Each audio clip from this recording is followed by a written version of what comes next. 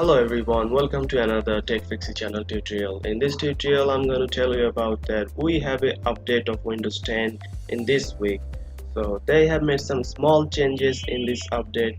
So I'm going to show you that uh, why you're going to update the Windows 10 new. So just go to settings, Windows 10, and you'll see update and security here. Sorry, Windows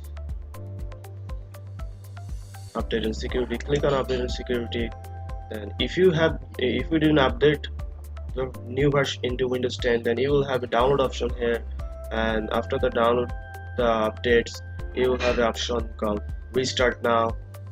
So so if you download the new version of updates, then you have to restart your computer, then your PC will be updated. So I have already updated the new version, so it say here that you are up to date yesterday. So what is the new features in the Windows update? They have made some small changes. If you go to the Windows Start menu, you can see that some of the logos are changed.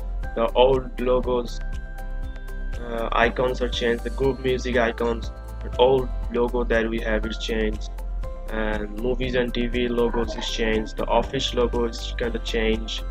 These are the small updates, and also you can look for in the settings. Just go to settings and you'll have a what's new in this update. Explore new features. Click on explore new features.